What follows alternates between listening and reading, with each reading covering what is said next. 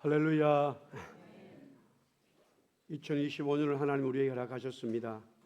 여러분의 가정과 삶에 우리 교회 위에 하나님 놀라운 은혜가 넘칠 줄 믿고 출발합니다. 하나님의 교회 위에 2025년 우리가 이제 작년 7월 말에 와서 이제 5개월 됐습니다만 올해 새해에는 더 놀라운 하나님의 부흥의 역사가 있을 줄 믿습니다. 최소한 한 명은 이미 부흥이 됐어요. 한 명이. 그 의미를 또 시간이 지나면 알 수 있어요.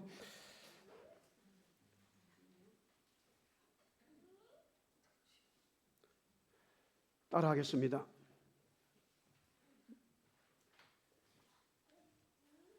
강건한 속사람을 성령의 능력으로. 에베소서 3장 16절의 말씀을 주제로 바울이 로마 감옥에 있으면서 편지를 썼습니다. 에베소, 빌립보, 골로새, 빌레몬서까지 편지를 써서 보내게 됩니다. 그걸 갖다 우리는 옥중서신이라 그렇게 말합니다.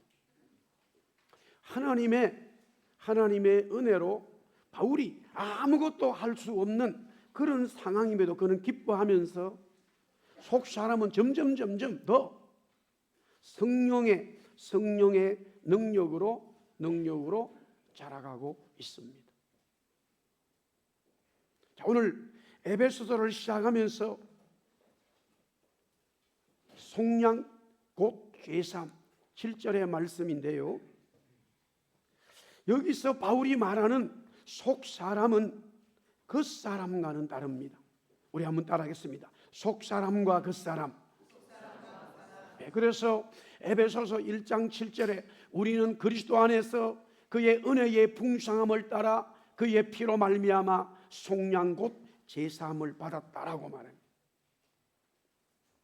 이 속사람은 속량받은 사람, 제사함을 받은 사람은 속사람인데 이미 말씀을 드렸습니다마는 그 사람과는 반대예요. 고린도후서 4장 16절에 이렇게 되어져 있습니다. 그러므로 우리가 낙심하지 아니하노니 우리의 그 사람은 낡아지나, 우리의 계속 따라하겠습니다. 우리의 속사람은 날로 새로워지도다. 속사람은 날로 새로워지지만 그 사람은 낡아진다라는 거예요. 또한 이 속사람은 다른 말로 바울이 새 사람이라고 말하고 있습니다. 에베소서 4장 24절이죠. 같이 읽겠습니다. 시작. 하나님을 따라 의와 진리의 거룩함으로 지으심을 받은 새 사람을 입어라. 그렇게 말합니다. 속 사람이 새 사람이에요. 새 사람이라는 것은 새 사람인데 속 사람 뭐냐? 구원받은 은혜의 사람들은 이 속에 다른 사람이 있다라는 말이에요. 어떻게 다른 사람이 있을 수 있을까? 이렇게 바울은 또 설명하고 있어요. 고린도후서 5장 17절 계속해서 읽습니다. 시작. 그런즉 누구든지 그리스도 안에 있으면 새로운 피조물이라. 이전 것은 지나갔으니 보사 새 것이 되었다. 예. 하나님의 창조의 역사를 받았다 이거예요. 하나님의 창조의 역사를 받았기 때문에 새로운 피조물이라. 그래서 속사람, 새사람이라고 바울이 말씀하고 있습니다. 오늘 이 첫 번째 시작하면서 에베소서에 이 속사람, 새로운 피조물, 새사람은 반드시 속량, 곧 죄사함을 받아야 된다는 거예요. 속량, 죄사함을 받아야 된다. 에베소는 지금의 터키 이즈밀이라고 하는 남서쪽에 약 50km 지점에 있습니다. 이오니아의 고대 도시로 지중해의 바다를 끼고 있기 때문에 로마 통치 시대에서는 아주 중요한 소아시아의 무역과 행정과 모든 중심의 도시였어요. 그때 당시 인구가 약 25만 명이 살았어요. 2000년 전에 25만 명이면 엄청나게 큰 도시예요. 250만, 2500만 이상의 역할을 지금 감당하고 있죠. 이렇게 짐작할 수 있는 것은요, 그때 로마는 항상 인구의 10분의 1, 2만 5천 명이 들어갈 수 있는 원형 경기장을 지었어요. 그러니까 25만이기 때문에 2만 5천 명이 들어갈 수 있는 거예요. 그렇게 원형 경기장을 지었는데 제가 2010년도에 여기를 가봤어요. 얼마나 수학적으로, 과학적으로, 기술적으로 잘 지었는지 제가 실험을 해봤어요. 제일 앞에서 제일 뒤에 저희 아내가 있고 거기서 제일 앞에서 동전을 탁 터뜨려도 제일 뒤에 앉아 그 동전 소리가 탁 들려요. 음량 장치가 없어도 얼마나 이 과학적으로 기술적으로 음량을 해서 지었다 이거예요. 그때 시대의 로마는 굉장한 그런 건축의 기술을 가지고 있죠. 왜냐하면 소아시아의 캐피탈이기 때문에 굉장히 중요한 거점 도시로 여기서 성장을 시켰어요. 이 도시에 지금 에베소 교회, 에베소서는 바울이 감옥에서 편지를 보낸 것인데요. 1세기 중엽입니다. 바울이 처음에 2차 전도 여행을 할 때에 여기 와서 복음을 전하기 시작하고 다시 3차에 전도할 때에 선교할 때에 3년간 머물면서요.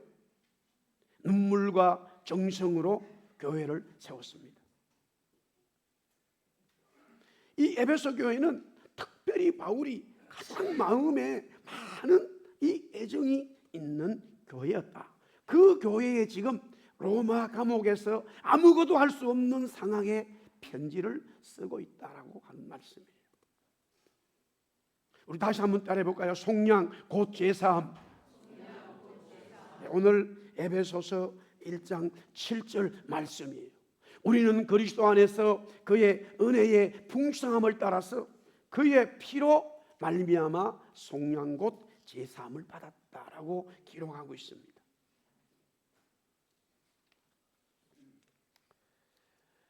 자, 속량을 받았다는 것은요, 속량을 받았다는 것은 용서를 받았다는 말을 하고 있어요. 속량은 용서를 받은 것이다. 여기서 바울이 쓰는 속량, 영어로 redemption인데요, 몸값을 지불하는 거예요. 그 당시 로마 시대에 노예가 자기가 속량을 받으려고 한다면 자기 가격에 해당되는 이 몸값을 지불해야 되는데, 몸값을 지불하는 방법은 두 가지가 방법이 있어요. 하나는 본인이 열심히 일을 해서 돈을 벌어서 그 돈을 갚는 거예요. 그러면 자유가 일어나요. 또한 누군가가 그 돈을 지불하는 거예요. 자, 여기서 본인이 일을 열심히 해가지고 10만 불이라고 하는 몸값이 있을 때 그 10만 불을 벌어서 갚으면 되는데, 그 당시 현실적으로는 노예가 되고 나면은 그 누구도 자기의 몸값을 지불할 수 있는 능력이 없다라는 거예요. 그래서 결혼해도 안 해도 그 사람의 노예가 되고, 주인의 자녀들도 계속해서 주인의 노예로 살아가게 됩니다. 그런데 어떤 사람이 이 노예를 하나를 시장에서 몸값을 지불했어요. 그러면 통상적으로 주인이 이제 바뀌는 거예요. A라고 하는 주인 밑에 살다가 이 주인이 팔게 되면 B라는 사람이 그 사람을 사서 자기의 종으로 삼는 거예요. 그런데 바울이 여기서 리딤신이라고 하는 속량은 뭐냐면, 어떤 사람이 와서 노예를 삽니다. 10만 불이다, 5만 불이다, 뭐 어떤 가격이 있겠지요. 주고 사가지고는, 그러면 그 사람이 그 주인을 따라와요.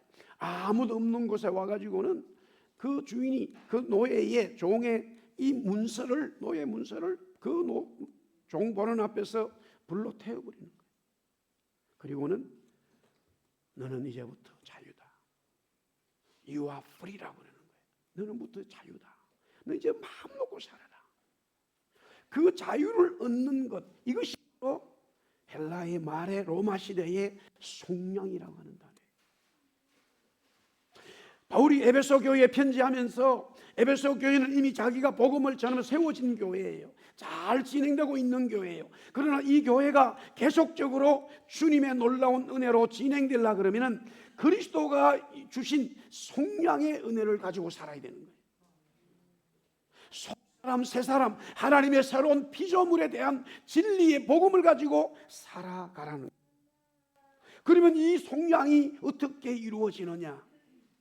세상에서는 돈을 지불하는데 영적으로 속사람이 되고 새 사람이 되고 새로운 피조물이 되는 이 속량의 은혜는 우리가 어떻게 경험하느냐? 오늘 성경은 아주 분명하게 말씀하고 있습니다. 우리 한번 따라하겠습니다. 그의 피로 말미암아, 그의 피로 말미암아 속량받는다 그래요. 여기서 그의 피로 말미암아, 그의 피는 예수 그리스도의 피입니다. 예수 그리스도의 피로 말미암아 저와 여러분들이 속량을 받게 된다는 거예요. 우리는 우리 스스로 죄의 문제를 해결할 수가 없어요. 능력이 없어요. 누구도 죄의 문제를 해결할 수가 없어요. 부모가 자녀를 키우면서 좀 그만 이야기하고 잘 되라고 교육해도 어느 순간에 자녀들은 가르쳐주지 않은 죄악의 모습들을 드러내고 있는 거예요. 인간의 모습이 그런 거예요. 이 죄의 문제를 해결할 수 있는 사람은 아무도 없어요. 아무도 죄의 문제를 해결할 수 없어요. 그런데 그리스도가 십자가의 죽으심으로 말미암아, 그리스도가 십자가의 죽으심으로 말미암아 그 속량의 은혜를 우리가 입었다라는 거예요. 그리스도가 십자가의 죽으심으로 저와 여러분의 모든 죄악의 문제들을 다 해결하시고 속량해 주셨기 때문에 우리는 죄사함을 얻은 거예요. 예수 그리스도의 피값으로 우리의 죄들이 용서받았다는 거예요. 여기서 죄사함이라고 하는 것은 the forgiveness of God이에요. 하나님의 용서를 말하는 거예요. 우리가 죄가 있다면 하나님으로부터 용서를 받을 수 없는데 그리스도로 말미암아 그리스도가 십자가에 죽으심으로 우리는 그 죄사함을 받게 됐다는 거예요. 할렐루야. 또한 에베소 1장 7절 말씀 계속해서 보십시오. 우리 한번 따라할까요? 그의 은혜의 풍성함을 따라. 여기 그의 은혜는 바로 하나님의 은혜를 말합니다.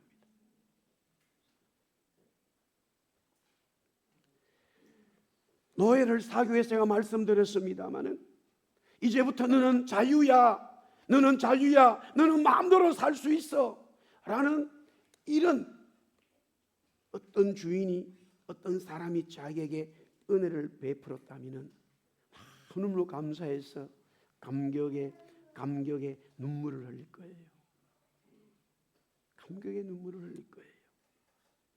그러면 이렇게 부를 거예요. 주인님, 아무리 내 문서가 이 노예 문서가 다 없어졌다 하더라도 무슨 조건이 뭐라도 제가 1년은 그래도 주인님 위해서 뭐 해야 안 되겠습니까?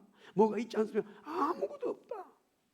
아무것도 없다. 네 자유다. 네 마음대로 살아라. 결혼하고 자녀 놓고 이제는 노예가 아니야. 이렇게 되어지는 요 상황을 은혜라고 하는 그레이스라는 단어예요. 우리가 하나님의 은혜의 풍성함, 하나님이 우리에게 저와 여러분에게 은혜를 주실 때는 풍성하게 주신다는 거예요. 하나님의 은혜는 풍성하다는 거예요. 할렐루야. 하나님의 은혜는 풍성하다는 거예요. 그래서 하나님이 우리를 구속시켜 주셨다라는 거죠. 하나님의 은혜는 독생자 예수 그리스도를 우리를 위해 십자가에 죽게 하신 은혜예요. 그 하나님의 은혜는 너무나 크지요. 이것을 오늘 말씀에 바울은 풍성하다. 우리 한번 따라할까요? 하나님의 은혜는 나에게 풍성하다. 할렐루야, 할렐루야. 예.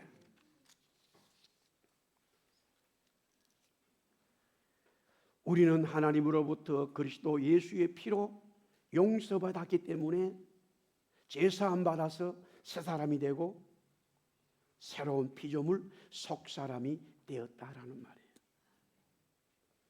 그러면 이런 구속받은 속 사람, 새 사람은 오늘 어떻게 살아가야 되나?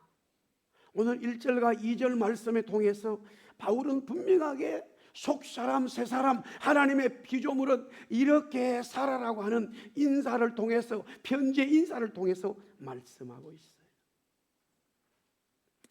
우리가 이 땅에 살아가지만 구원받은 사람, 색사람, 새사람, 피조물은 반드시 살아가는 삶의 모습이 달라요. 똑같은 일을 하지만 반드시 다릅니다. 무엇이 다를까? 무엇이 다를까? 오늘 여기에 1절에 이렇게 시작합니다. 우리 한번 따라할까요? 하나님의 뜻으로 말미암아. 예, 여기서 우리말 순수말 뜻인데 해석하면 의지예요. 의지. The will of God이에요. 하나님의 의지. 하나님의 의지로 살아간다는 거예요. 내가 무엇을 하든지 하나님의 뜻, 하나님의 의지로 결정하는 거예요. 굉장히 중요한 말씀입니다. 이게 에베소서 1장 시작의 첫 단어예요. 사랑하는 성도 여러분, 구원받았어요? 속사람 됐어요? 새로운 창조물이에요? 하나님의 은혜를 알아요? 예, 목사님 나는 구원받았습니다. 나는 은혜를 알아요. 라고 고백한다면 그 사람의 특징은 바로 모든 삶의 결정은 하나님의 뜻으로, 하나님의 의지로 나간다는 거예요. 물론 우리는 실수할 때가 많아요. 왜?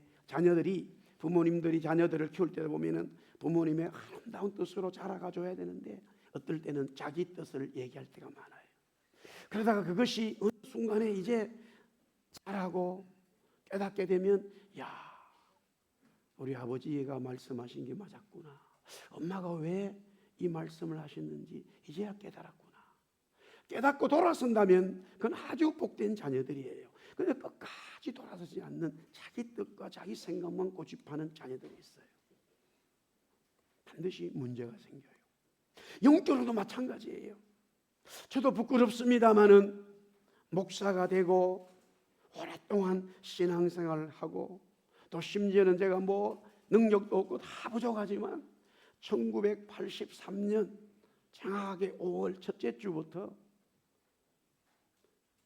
1984년 5월 제가 이제 묵지다 경상북도 포항시에 있는 교회의 정식 전도사가 됐어요. 고등학교를 졸업하고 나서 1년이 지났을 때 그때 그 교회는 한 200명 가까이 모였는데요. 포항 제철에 근무하시는 분들이 많았어요. 대부분 전국의 유명한 공과대학 졸업생들, 서울대학, 부산공대, 전남 경북공대, 전북공대, 연세대 공대 나오신 분들이 집사님들이에요. 그리고 기술자로 있는 공고 나오신 분들이 있는데 엄청난 공고 나오신 분들이 다 똑똑하신 분들이. 저는 아무것도 몰라요. 그런데 아이들 가르쳤죠. 중고등부 했죠. 찬양도 했죠. 이야, 제가 만약에 지금 이 시간 다시 뒤돌아간다 그러면은 정말로 그분들에게 겸손하게 해야 되는데 아무것도 모르는 게 대단한 것처럼 내 뜻으로 하는 그런 아주 모습들이 기억이 나요. 그런데 감사했던 것은 그분들이 한마디도 정연사님 지금 그건 잘못됐어요. 그런 말을 안 해줬어요. 제가 다 옳은 게 아니라 잘못된 일이 많았죠. 그분들은 나를 예쁘게 사랑스럽게 봐주신 거예요. 우리는 얼마나 많이 내 뜻으로 일을 그르치는지 몰라요. 여기 와서도 내 뜻에 굽히지를 않았어요. 하나님의 어느 순간에 강력하게 워닝, 경고를 했어요. 사랑하는 종아, 너는 네 뜻으로 살지 말고 네 뜻이 나를 위한 것처럼 말하지만 그건 내 뜻이 아니야. 네 뜻이지. 하나님, 제가 열심히 공부해서 교수가 되고 열심히 복음 전 그건 네 뜻이야. 그걸 철저히 깨달았어. 철저히 깨달았어. 그래서 그 깨닫는 순간부터 집안에 있는 일이나 일어나는 일이나 교회 일이나 성교 일이나 어떤 일이라도 내 뜻은 무조건 접는다. 하나님의 뜻이 뭔지, 하나님의 의지가 뭔지, 하나님이 어떻게 하시는 건지. 할렐루야. 지금도 지금도 그 삶을 누리고자 따라가고자 발버둥을 치고 있어요. 하나님의 뜻으로 말미암아 하나님의 뜻이에요. 정말로 구원받았습니까? 예, 구원받았습니다. 나는 속사람이 되고 새로운 피조물이고 하나님의 새 사람입니다. 하늘 소망을 두고 살아갑니다. 라면은 그 사람은 반드시 자기의 뜻이 아니라 하나님의 뜻으로 살아있는 거예요. 바울은 철두철미하게 하나님의 뜻, 자기의 뜻을 드러내는 아주 강한 사람이었어요. 그도 다마스쿠스 가다가 꺾였어요. 주님 만났어요. 그때부터 자기의 뜻을 내려놓고 하나님의 뜻을 가지고 출발했지만 그 와중에도 많은 하나님의 뜻과 자기의 뜻이 충돌하는 사건들이 생겨요. 그때마다 이런저런 여러 가지로 힘든 것들이 생겼지만 결국에는 바울은 시간이 지나면 지날수록 자기의 뜻은 접고 하나님의 뜻에 순복하는 submit to the law, 복종하는 바울의 모습을 발견하게 됩니다. 지금 바울이 에베소 이 교인들에게 편지하는 것은 이제 모든 사역을 접어두고 더 이상 활동할 수 없는 이 로마 감옥에 있기 때문에 더더욱이 사랑하는 성도들아, 사랑하는 에베소 성도들아, 우리 한번 따라하겠습니다. 하나님의 뜻으로 살아라. 할렐루야.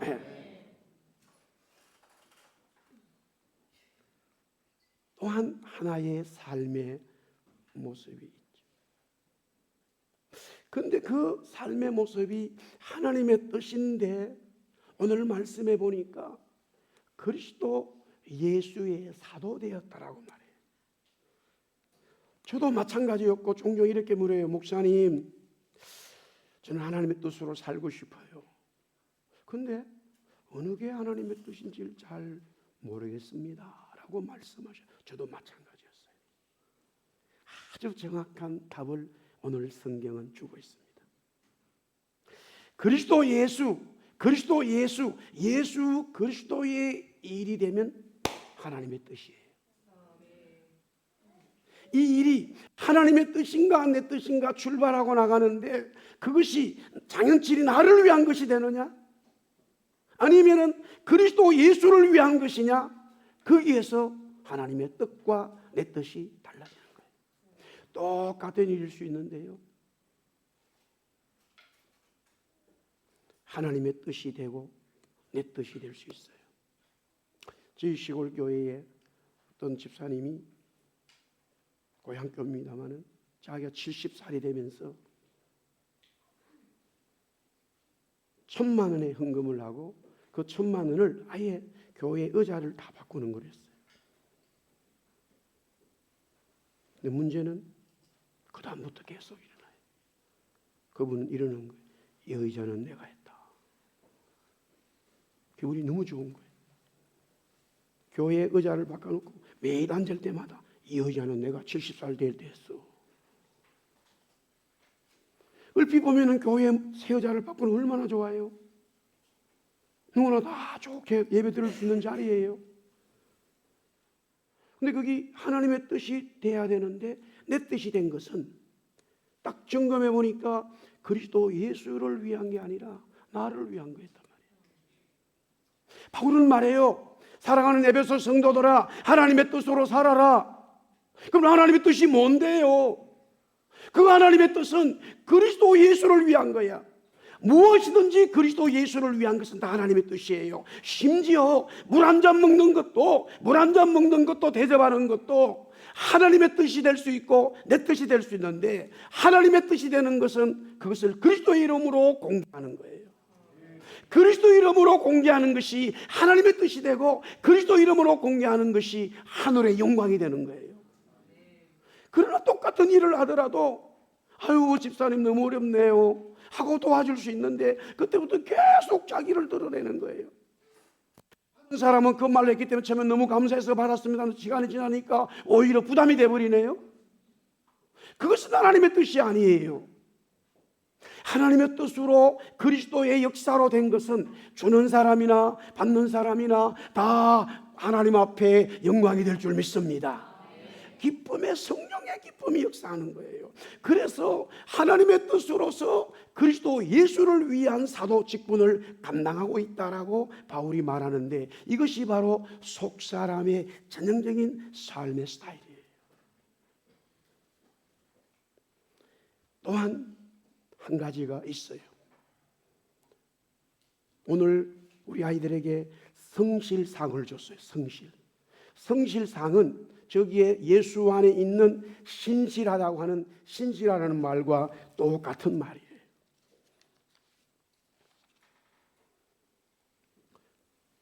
야, 장현철 목사님은 신실한 분이야. 누구누구는 오늘 다이가 받았지? 신실상 받았지? 성실. 야, 그러면 야, 우리 서다이는 성실한 오늘 상을 줬단 말이에요. 맞아요. 근데 그것이 저도 그렇고 다이도 그렇고 누구든지 그리스도 안에 있는 속사람 세 사람은요, 오늘 성경이 뭐라고 되냐면, 우리 한번 따라합시다.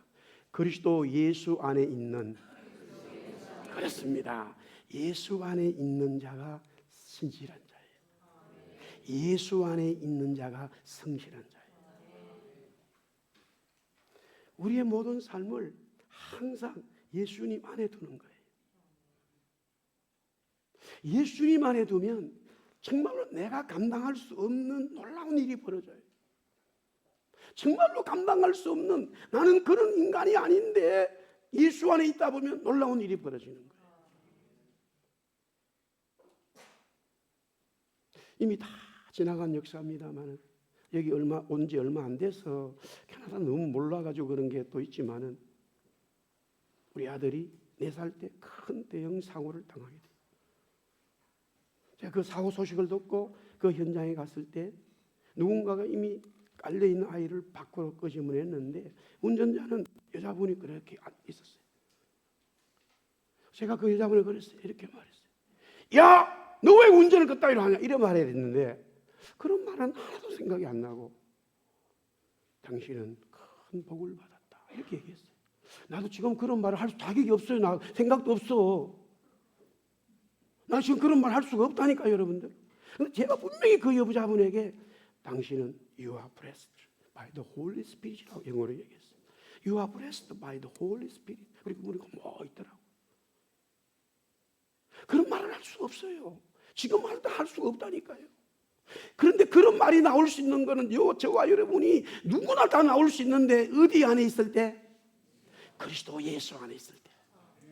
그리스도 예수 안에 있을 때 그런 말이 나와요. 그리스도 예수 밖에 있으면요, 아주 사소한 일도, 부부간에도 뭐 성질 낼 일도 아닌데 뭐 팍 성질 내버린다고. 저도 그런 게 많아. 그리스도 예수 바뀌면 out of Christ예요. 예수 바뀌면 어떤 일어나는 일들에서 막 내 감정을 얘기해 버리는 거라. 그러나 어떤 일이 일어나는데 그리스도 in Christ예요. in Christ요. in Christ, 예수 안에 있으면 예수님이 나를 주장하시기 때문에, 그래서 신실하다. 여기서 신실은 믿음직스럽다, 충성스럽다, 변함이 없다, 하나님의 믿음대로 살아간다, 이런 뜻을 가지고 있어요. 할렐루야. In Christ 있을 때에 어떤 something 문제가 일어나잖아요. 바울은 이 상황 속에서 얼마나 많은 일들을 겪은지 몰라요. 그리고 로마에 왔단 말이에요. 그러나 가만히 자기가 지난 시간들을 주마등처럼 생각해 봤을 때에 In Christ, 주님 안에 있을 때에 일어난 일들은, 야, 자기의 능력과 생각과 말을 뛰어넘는 성령의 도우심을 받았다라고 고백하고 있어요. 신실한 자들이죠. 우리 예수 사랑교회는 원래 2025년에 하나님의 놀라운 부흥이 있을 줄 믿습니다. 인 크라이스트 안에 있을 때 신실한 교회 될 줄 믿습니다. 믿음 있는 교회로 출발합시다. 아멘. 20세가 막 지나면서 젊은 청년 정태희가 예수님을 만나요. 그는 교회에서 열심히 충성했어요. 신실한 자가 됐어요. 맡겨진 그 어떤 일도 순종했어요. 30세에 전라북도 군산 성결교회의 장로가 되었어요. 30세에. 놀라운 일이 벌어진 거예요. 그래서 본인도 더 충성하라는 하나님의 말씀으로 받고 교회를 섬기며 기도의 재단을 쌓고 전도의 불을 지폈어요. 1943년 5월 24일 일본 순경에 의해서 잡혀요. 신문을 받고 고문을 받아요. 이렇게 신문 받았어요. 예수를 버리고 일본 천황을 섬겨라. 그러면 너는 살 수 있다. 그러나 그 정태희 장로가 이렇게 말해요. 내 생명이 붙어 있던 한, 내 생명이 붙어 있는 한 나를 버리지 않는 예수를 내 어찌 먼저 안 믿겠다고 버릴 수가 있겠는가? 이게 바로 신실한 자들이죠. 신앙의 지조를 지켜요. 70일 동안 온갖 감옥에서 고초를 받아요. 그리고 그럼에도 일본 경찰의 이 요구에 응하지를 않아요. 굴복하지 않았어요. 온 몸이 만신창이가 되죠. 거의 죽게 되자 할 수 없어서 일본 경찰은 가족들을 불러서 데려가라고 그랬어요. 정태희 장로는 이제 죽음을 코앞에 두고 이렇게 유언하고 죽음을 맞이하면서 순교의 제물이 돼요. 우리 한번 따라해 볼까요? 한번 예수 따라해보세요. 예수 더욱 잘 믿고 신앙 지켜 살다가 저 천국에서 만납시다. 할렐루야. 그렇게 얘기하고 숨을 거둬요. 우리 민족의 선진들은 너무나 어려운 시기에 하나님의 은혜를 나누고 주님의 평강을 전하게 됩니다. 자, 여기서 신실한 자들은요, 신실한 자들은 저기 보세요. 에베소 1장 2절에 은혜와 평강이 너희에게 있다. 그리스도 안에 있는 사람은 신실한 자들인데 그들은 항상 하나님의 은혜, 그리스도의 은혜, 아버지 하나님의 은혜, 예수 그리스도의 은혜와 평강을 전하려고 몸부림치는 거예요. 내가 성공했다고 자랑하는 거 아니고 모든 삶에 하나님이 나에게 은혜 주시고 하나님이 당신에게 무엇 때문에 은혜 주시는지 그를 나누자.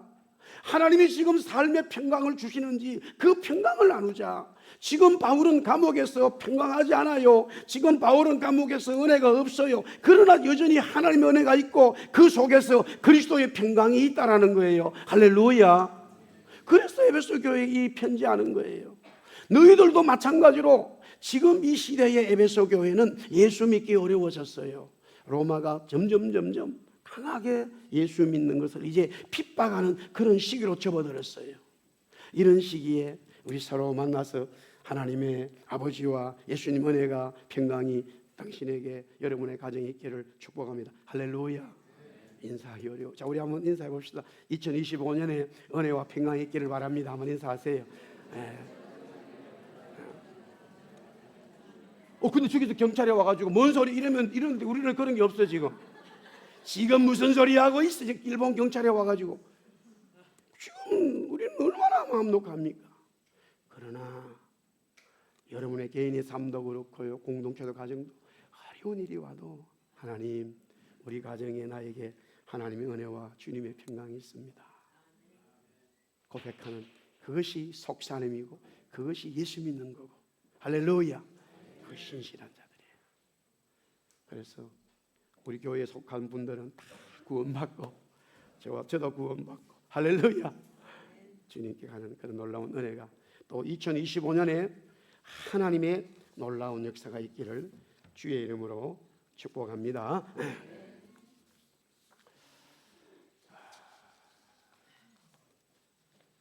우리 한번 같이 한번 1분 정도만 같이 한번 우리 다 일어나서 우리만 같이 1분 정도 같이 한번 기도하겠습니다. 하나님, 2025년 주신 거 감사합니다.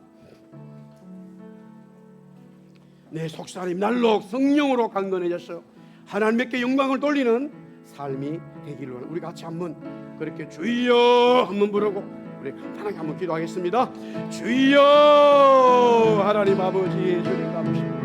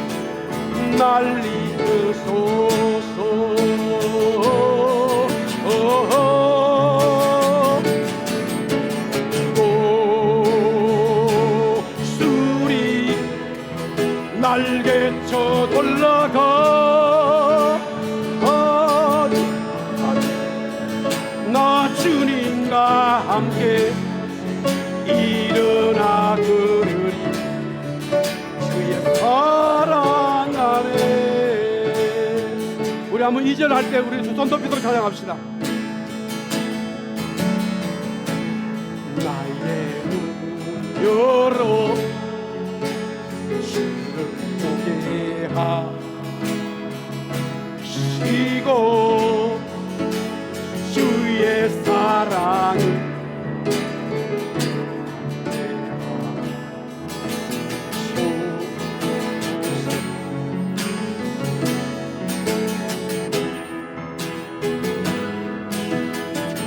매일 나의 삶에